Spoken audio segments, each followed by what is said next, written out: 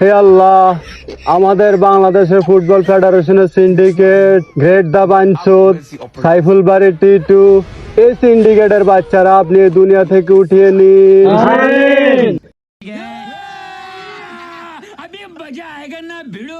আল্লাহুম্মা আমিন আমিন। রব্বানা যালামনা আনফুসানা ওয়া ইল্লাম তাগফির লানা ওয়া তারহামনা লানাকুনাল মিনাল খাসিরিন। আমিন। রব্বানা আতিনা ফিদ দুনিয়া হাসানাতাও ওয়া ফিল আখিরাতি হাসানাতাও ওয়া কিনা আযাবান নার।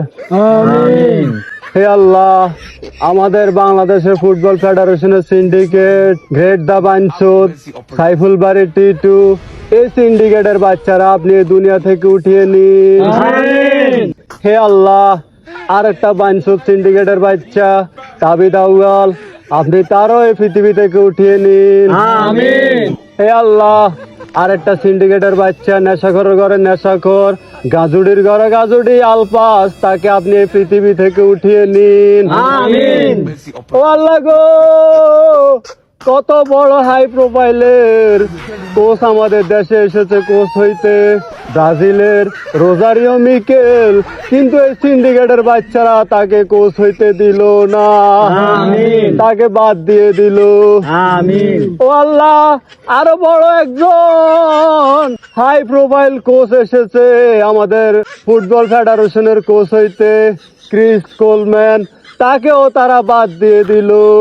হে আল্লাহ, আমরা সবাই চোখ তুলে তাকিয়েছিলাম যে আমাদের পরবর্তী কোচ হইতে পারে ব্র্যান্ড স্টোক, তারা তাকেও বাদ দিয়ে দিল। আমিন। ও আল্লাহ, এই সিন্ডিকেটরা শেষমেশ কি করলো? তারা কাবরেরার স্বাস্থ্য ভাই খালতো ভাই কাবরেরার ডুপ্লিকেট থমাস ডুলিরে বানাই দিল কোচ। তাদের এই অত্যাচার থেকে রক্ষা পাওয়ার আর কোনো উপায় নাই গো আল্লাহ, তুমি এই সিন্ডিকেটের বাচ্চাদেরকে এই বাংলাদেশ থেকে পৃথিবী থেকে উঠিয়ে নিন। আমিন।